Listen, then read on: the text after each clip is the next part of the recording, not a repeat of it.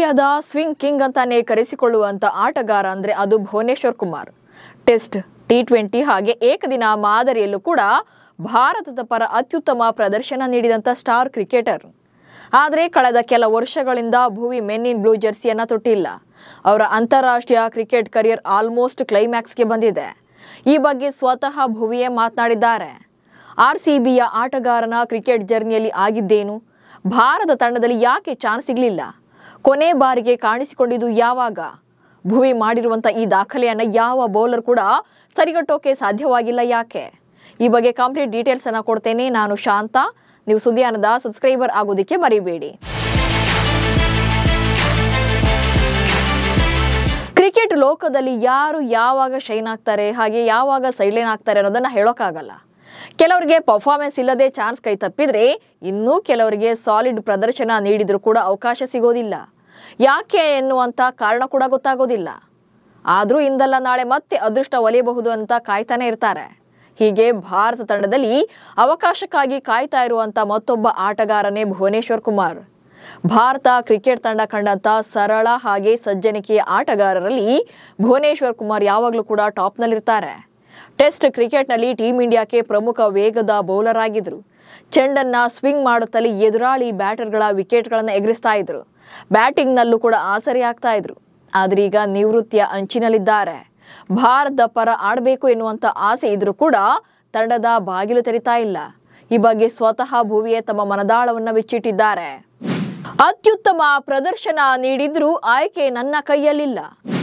ಭಾರತ ತಂಡದಲ್ಲಿ ಅವಕಾಶದ ಬಗ್ಗೆ ಮೌನ ಮುರಿದಿರುವಂತ ಭುವಿ, ಮೈದಾನದಲ್ಲಿ ಅತ್ಯುತ್ತಮ ಪ್ರದರ್ಶನ ನೀಡಿದ್ರೂ ಕೂಡ ಆಯ್ಕೆ ಮಾಡೋದು ನನ್ನ ಕೈಯಲ್ಲಿರಲ್ಲ. ನನ್ನ ಕೆಲಸ ಮೈದಾನದಲ್ಲಿ 100% ಪರ್ಫಾರ್ಮೆನ್ಸ್ ಕೊಡೋದು. ನಾನು ಅದನ್ನೇ ಮಾಡ್ತಾ ಇದ್ದೇನೆ.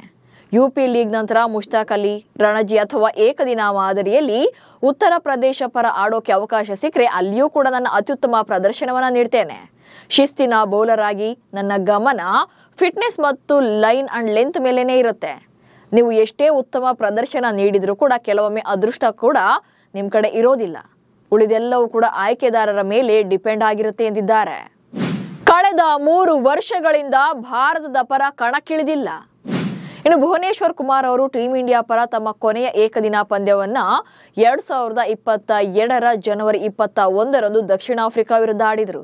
ಆ ಬಳಿಕ 2022 ನವೆಂಬರ್ 22 ನ್ಯೂಜಿಲೆಂಡ್ ವಿರುದ್ಧ ಭಾರತ ಪರ ತಮ್ಮ ಕೊನೆಯ ಟಿ20 ಪಂದ್ಯದಲ್ಲಿ ಕಾಣಿಸಿಕೊಂಡಿದ್ರು. ಇನ್ನು ಟೆಸ್ಟ್ ಪಂದ್ಯವನ್ನ ಆಡಿ ತುಂಬಾ ಜಾಸ್ತಿ ಟೈಮ್ ಆಗಿದೆ.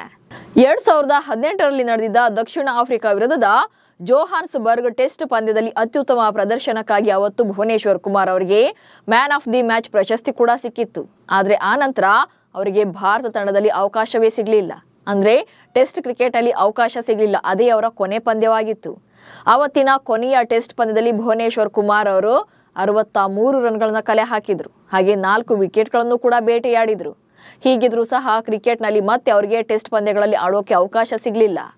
ಕ್ರಿಕೆಟ್ ಜಗತ್ತಿನಲ್ಲಿ ಭುವನೇಶ್ವರ್ ಕುಮಾರ್ ಹೀಗೆ ಹಲವು ದಾಖಲೆಗಳನ್ನು ಕೂಡ ಬರೆದಿದ್ದಾರೆ. ಈಗಲೂ ಕೂಡ ಅಚ್ಚಳಿಯದೆ ಉಳಿದಿವೆ. ಭಾರತದ ಪರ 3 ಮಾದರಿಯಲ್ಲಿ ತಮ್ಮ ಮೊದಲ ವಿಕೆಟ್ ನ ಕ್ಲೀನ್ ಬೌಲ್ಡ್ ಮಾಡುವ ಮೂಲಕವೇ ತೆಗೆದುಕೊಂಡಿದ್ದಾರೆ ಭುವಿ. ಈ ಸಾಧನೆ ಮಾಡಿರುವಂತಹ ಜಗತ್ತಿನ ಏಕೈಕ ಬೌಲರ್ ಭುವನೇಶ್ವರ್ ಕುಮಾರ್. ಡಿಸೆಂಬರ್ 25, 2012 ಬೆಂಗಳೂರಿನಲ್ಲಿ ಪಾಕಿಸ್ತಾನ ವಿರುದ್ಧ ಟಿ20 ಚೊಚ್ಚಲ ಪಂದ್ಯವನ್ನು ಆಡಿದ್ರು. ಪಾಕಿಸ್ತಾನದ ಆರಂಭಿಕ ಆಟಗಾರ ನಾಸಿರ್ ಜಮ್ಶೆಡ್ ಅವರನ್ನ ಕ್ಲೀನ್ ಬೌಲ್ಡ್ ಮಾಡುವ ಮೂಲಕ ಭುವನೇಶ್ವರ್ ಕುಮಾರ್ ಈ ಮಾದರಿಯಲ್ಲಿ ತಮ್ಮ ಮೊದಲ ವಿಕೆಟ್ ಅನ್ನ ಪಡ್ಕೊಂಡಿದ್ರು. ಈ ಪಂದ್ಯದಲ್ಲಿ 4 ಓವರ್ಗಳಲ್ಲಿ 9 ರನ್ಗಳನ್ನ ನೀಡಿ 3 ವಿಕೆಟ್ಗಳನ್ನ ಉರುಳಿಸಿದ್ರು. ಇನ್ನು ಡಿಸೆಂಬರ್ 30, 2012 ಚೆನ್ನೈನಲ್ಲಿ ಪಾಕಿಸ್ತಾನ ವಿರುದ್ಧ ಏಕದಿನ ಪಂದ್ಯಕ್ಕೆ ಪದಾರ್ಪಣೆ ಮಾಡಿದ್ರು. ಪಾಕಿಸ್ತಾನದ ಆರಂಭಿಕ ಆಟಗಾರ ಮೊಹಮ್ಮದ್ ಹಫೀಜ್ ಅವರನ್ನ ಕ್ಲೀನ್ ಬೌಲ್ಡ್ ಮಾಡಿದ್ರು. ಇನ್ನು ಫೆಬ್ರವರಿ 22, 2013 ಆಸ್ಟ್ರೇಲಿಯಾ ವಿರುದ್ಧದ ಟೆಸ್ಟ್ ಪಂದ್ಯದ ಮೂಲಕ ಟೀಂ ಇಂಡಿಯಾದಲ್ಲಿ ಪದಾರ್ಪಣೆ ಮಾಡಿದ್ರು. ಆದ್ರೆ ಭುವಿಗೆ ಇಲ್ಲಿ ಮೊದಲ ವಿಕೆಟ್ಗಳನ್ನ ತೆಗೆದುಕೊಳ್ಳೋಕೆ 2 ಪಂದ್ಯಗಳನ್ನ ಕಾಯಬೇಕಾಯಿತು.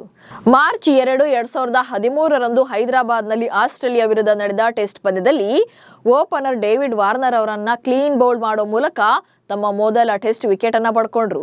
ಅಷ್ಟೇ ಅಲ್ಲದೆ ಏಷ್ಯಾ ಕಪ್ನಲ್ಲೂ ಕೂಡ ಭಾರತದ ಪರ ಟಿ20 ಮಾದರಿಯ ಟೂರ್ನಿಯಲ್ಲಿ ಅತಿ ಹೆಚ್ಚು ವಿಕೆಟ್ ಪಡೆದ ಬೌಲರ್ ಆಗಿದ್ದಾರೆ.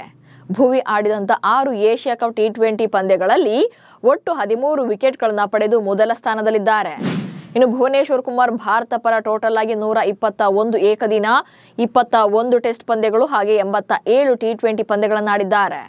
ಅಂತಾರಾಷ್ಟ್ರೀಯ ಕ್ರಿಕೆಟ್ನಲ್ಲಿ 294 ವಿಕೆಟ್ಗಳನ್ನು ಕಬಳಿಸಿದ್ದಾರೆ. ಹೀಗಿದ್ರೂ ಕೂಡ ಭುವಿಗೆ ಭಾರತ ತಂಡದಲ್ಲಿ ಅವಕಾಶ ಸಿಗಲಿಲ್ಲ. ಪ್ರಸ್ತುತ ಐಪಿಎಲ್ನಲ್ಲಿ ಆರ್ಸಿಬಿ ಪರ ಕಣಕ್ಕಿಳಿತಾ ಇದ್ದಾರೆ. ಐಪಿಎಲ್ 2024ರ ಹರಾಜಿನಲ್ಲಿ SRH ಅವರನ್ನ ಕೈಬಿಟ್ಟ ಬಳಿಕ ಆರ್ಸಿಬಿ ಫ್ರಾಂಚೈಸಿ 10.75 ಕೋಟಿ ರೂಪಾಯಿಯನ್ನು ನೀಡಿ ಖರೀದಿ ಮಾಡಿತ್ತು. 14 ಪಂದ್ಯಗಳಲ್ಲಿ 17 ವಿಕೆಟ್ಗಳನ್ನು ಬೇಟೆಯಾಡಿದ್ರು. ಈ ಮೂಲಕ ಆರ್ಸಿಬಿ ತಮ್ಮ ಚೊಚ್ಚಲ ಕಪ್ ಗೆಲ್ಲುವಲ್ಲಿ ಸಹಾಯ ಮಾಡಿದ್ರು. ಆದರೆ ಭಾರತ ತಂಡಕ್ಕೆ ಕಂಬ್ಯಾಕ್ ಮಾಡೋದು ಮಾತ್ರ ಈಸಿ ಇಲ್ಲ. ಜಸ್ಪ್ರೀತ್ ಬುಮ್ರಾ, ಮೊಹಮ್ಮದ್ ಸಿರಾಜ್, ಹರ್ಷದೀಪ್ ಸಿಂಗ್ ಹಾಗೆ ಇತರ ಯುವ ವೇಗಿಗಳು ಈಗಾಗಲೇ ಪೇಸ್ ಬೌಲಿಂಗ್ನ ಮುನ್ನಡೆ ಸಾಧಿಸ್ತಾ ಇರೋದ್ರಿಂದ ಭುವಿಗೆ ಅವಕಾಶ ಸಿಗೋದು ಕಷ್ಟ ಸಾಧ್ಯವೇ ಸರಿ. ನಿಮ್ಮ ಪ್ರಕಾರ ಭುವನೇಶ್ವರ್ ಕುಮಾರ್ ಅವರಿಗೆ ಮತ್ತಷ್ಟು ಅವಕಾಶ ಸಿಗಬೇಕಿತ್ತಾ ಭಾರತ ತಂಡದಲ್ಲಿ ಅನ್ನೋ ಬಗ್ಗೆ ಕಮೆಂಟ್ಸ್ ಮೂಲಕ ತಿಳಿಸಿ. ಹಾಗೆ ಸುದ್ದಿಯನ್ನು ಫಾಲೋ ಮಾಡಿ. ನಮಸ್ಕಾರ.